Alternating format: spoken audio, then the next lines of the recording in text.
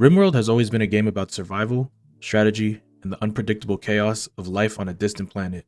But what if that chaos became something far more sinister? With the Anomaly DLC, strange events and unsettling horrors began to invade the colony, turning the experience into a nightmare. What started as a quest for safety quickly spiraled into a desperate fight against the unknown, where each day brought new fears and challenges. Now let's meet the people that will inhabit this cruel world. First we have Carter, a colony settler good at constructing, farming, and social skills, although his age and health problems could catch up to him. Next is his son, Marshall, a young inventor good at crafting, medicine, and intellectual skills. Then we have Chris, a middle-aged colony settler good at construction, mining, and farming. And since we're using the Anomaly DLC, we also get to add a ghoul to our roster, and his name is Toby. The four of them crash-landed in the arid shrublands when the ancient monolith tore their ship apart. No time to waste though, and we start building a temporary shelter to put all our beds and supplies in. Toby the ghoul was a special case because he couldn't really do anything, so he was big chilling for now. One thing I noticed about the biome we crashed in was the shortage of trees, so I put pawns on stone cutting just so we can have some materials to build with. Before heading to bed, we established a growing zone for rice and started planting. The following day consisted of gathering more materials until we had enough to make a wind turbine, batteries, and coolers, and expand our base.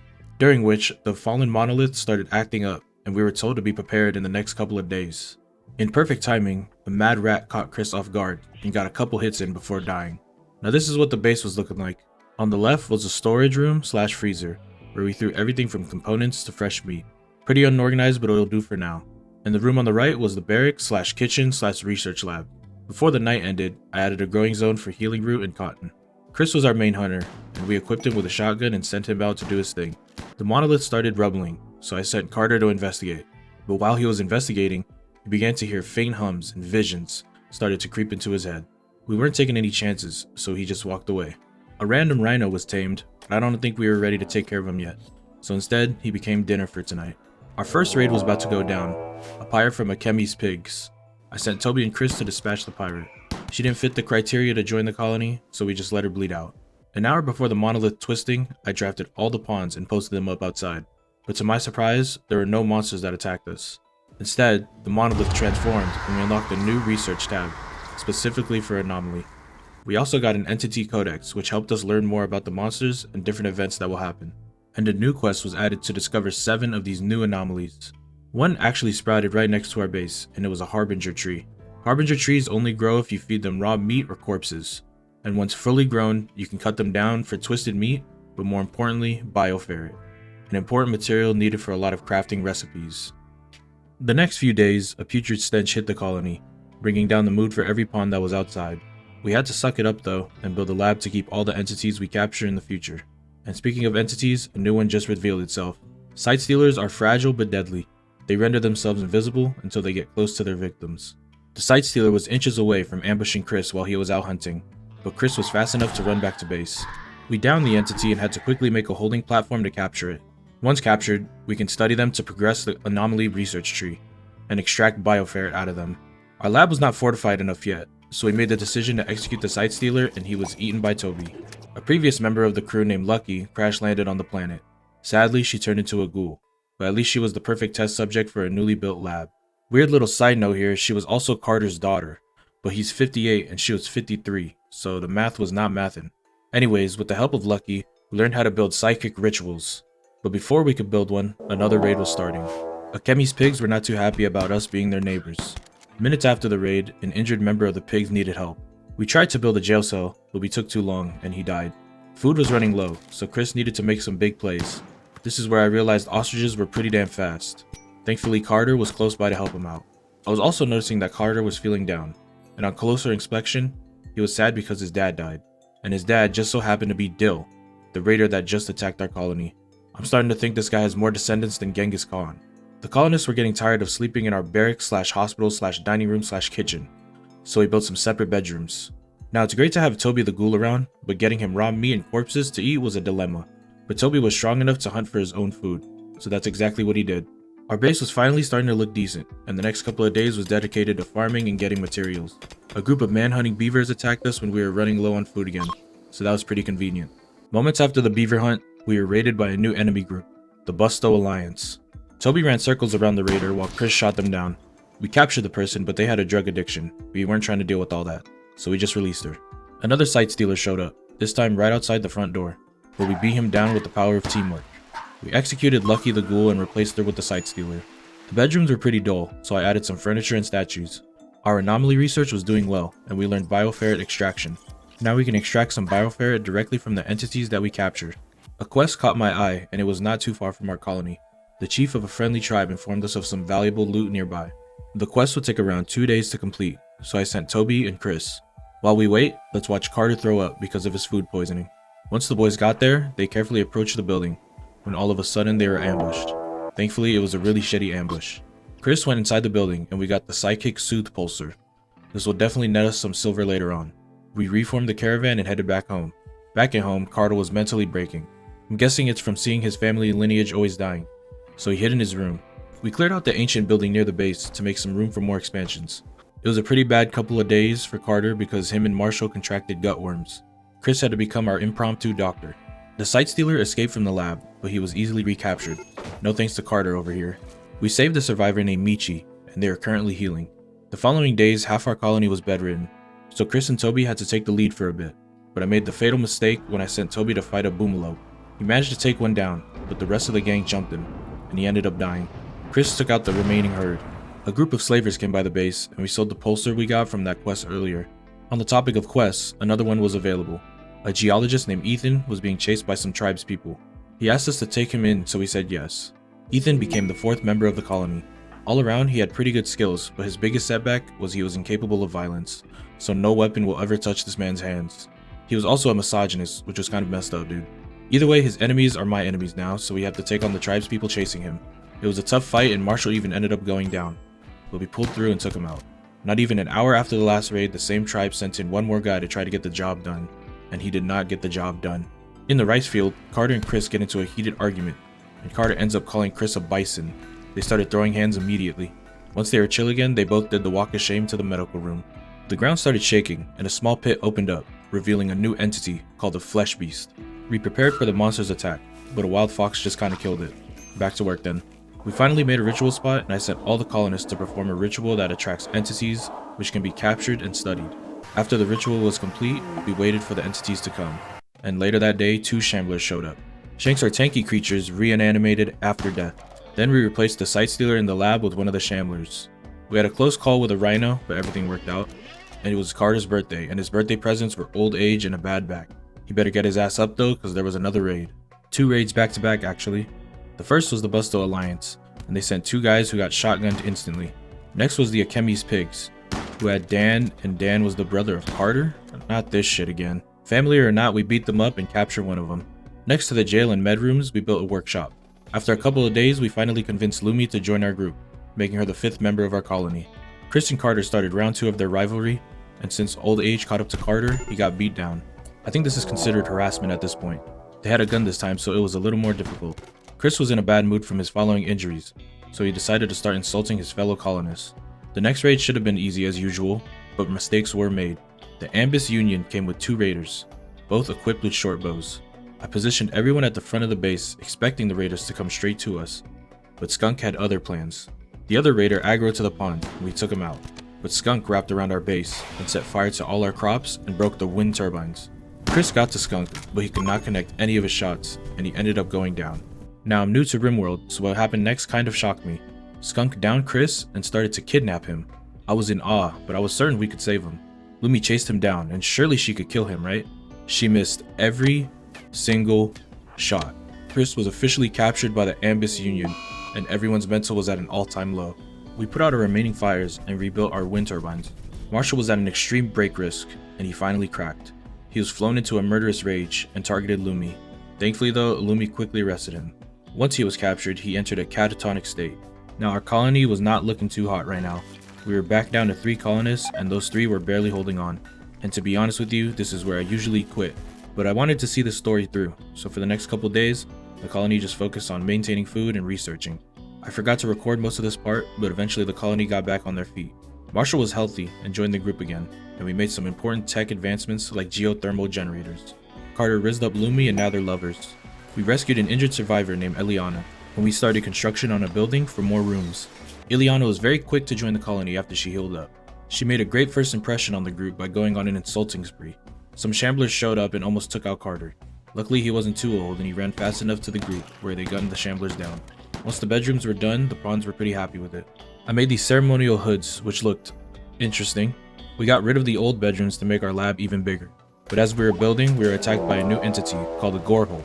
Gore Hulks are human-like abominations that use their spikes as ranged attacks, which means it's better to close the distance on them.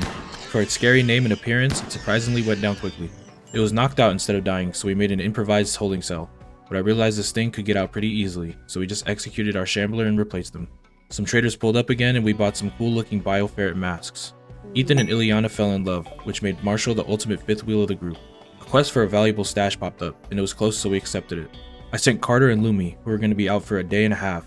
When they arrived, they made their way into the loot building, but they got ambushed by two cats. In the loot room, we got luciferium, a powerful drug that we would eventually sell for silver. When they got back home, it was time for more base building. We started construction of a new storage room. During the night, a site stealer ambushed Marshall while he was out mining. The fight was close, but Carter came in clutch and finished the side stealer off.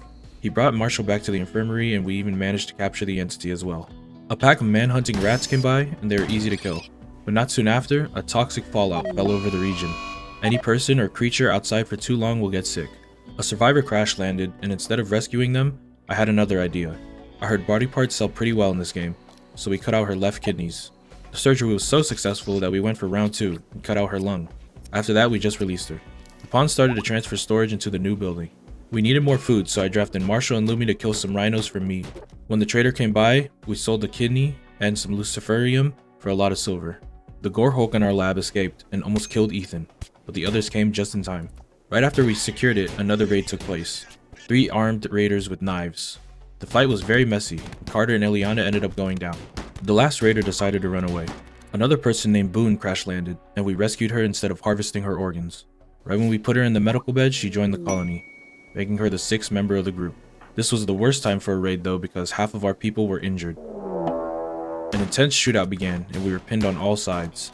We managed to kill one, but the raider that flanked took down Carter, and actually tried to kidnap him. This feels a little too familiar. He ran straight to Lumi's direction, which meant she had a chance to redeem herself from the last raid that happened. The question is, does she clutch up or fail a second time? She saved Carter and we killed the remaining raiders. Except for the kidnapper, he was going to be our next organ donor. The aftermath of the fight was brutal. Blood all around the base and 5 of our members in and out of the infirmary. Lumi had it the worst with an infection on her shoulder. After we stole the raider's kidneys, he went berserk, so he beat him down and left him to be executed. Lumi seemed to be healthy again, but she suddenly collapsed. She was too far gone from the infection, and soon after, she died.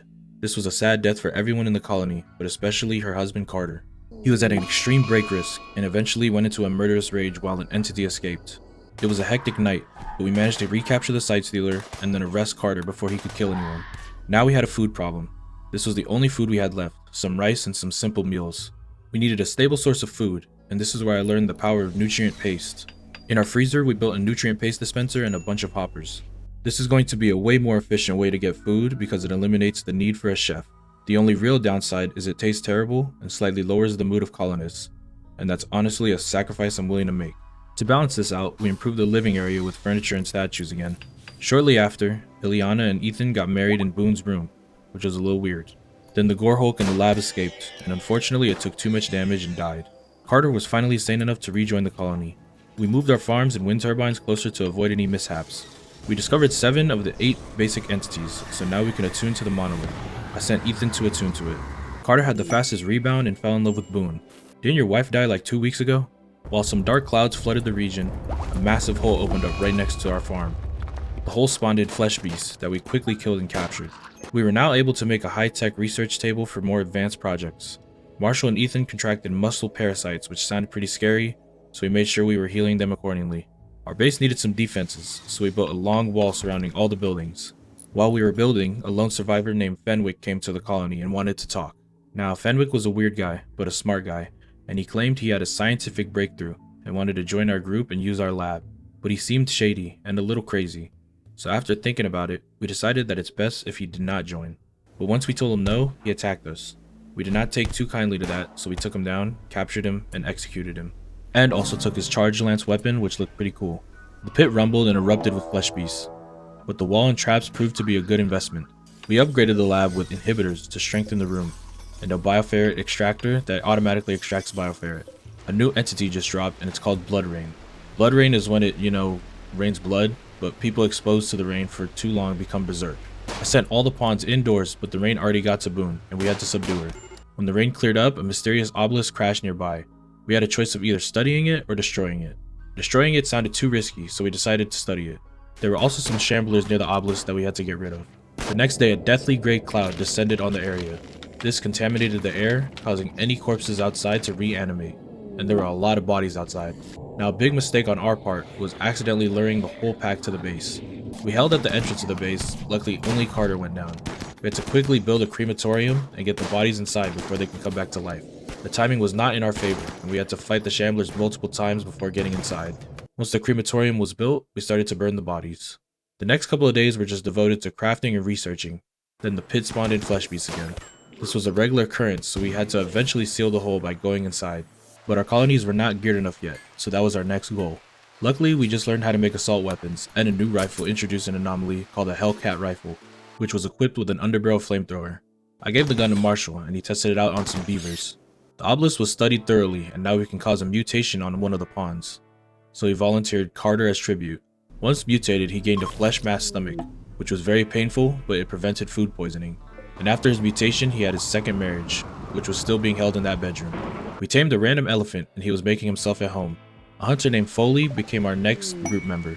With no time to ask, we sent her, Boone, and the elephant out to a nearby camp that sent a distress signal. Once they got to the camp, it was already infested with flesh beasts, and they were ambushed by them. They managed to survive and loot the dead bodies. There was a wide array of armor and weapons we collected before heading back home.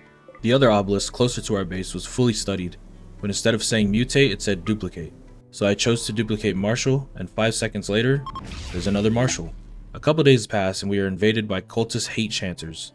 They spread out to start a ritual that would make all our colonists go berserk, so we had to stop them before it happened. They were no match for our fully auto weapons, and we even captured one of the cultists for his organs, but he died anyway. The Ambus Union finally started sending in the big guns.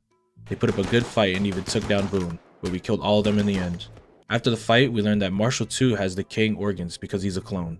So we used our ritual circle to abduct a random person for theirs. We got out both her kidneys before she died, but we still needed a lung and a heart. Luckily, there was a wild man named Gazelle who willingly gave us the rest of the body parts. All of Marshall II's surgeries were successful, but I guess he was feeling ungrateful because he snapped and went on to kill our lab specimens. So we had to lock him up for a bit. Carter got another mutation, and this time it was a flesh whip on his shoulder, which was very good for melee combat. I sent Boone to dig into an ancient temple north of our base, but a huge group of shamblers attacked her. This is where I learned that Boone only has one leg. She barely made it back to the gate where the group was posted up, and we were so distracted by the big group that we didn't even notice the shamblers inside the base. We opened up the ancient temple to find robots. The small robot was easy to kill, but the big worm one was armored. My super smart strategy was to full send it and pray it dies. And it worked.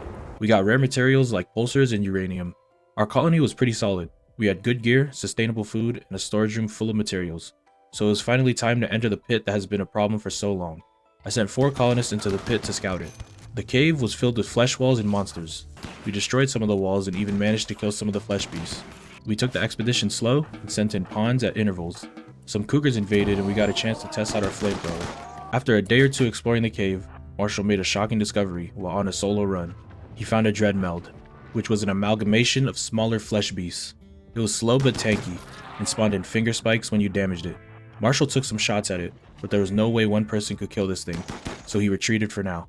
We came back with 5 of our strongest colonists. Oh, and I also forgot to record it, but there's 2 boons now. We used a hit and run tactic on the dreadmeld. It kept sending a lot of minions, but we managed to shoot through them. And just like that, the monster was dead. The undercave had about 7 hours before it collapsed, so I sent everyone back to the surface. But I noticed that we didn't get any of the loot that the dreadmill dropped, so I sent Marshall back in with only hours to spare. He had to kill off some of the stragglers, but there was no time, so he booked it for the loot. Shout out to the flamethrower for coming in clutch. He grabbed anything that looked valuable and escaped before the cave collapsed. And that was the end of the story. A small group of crash-landed survivors were now a thriving and sustainable colony. Among all the horrors and strange events, they managed to live through this scary world full of anomalies. Oh my god, we forgot about Chris.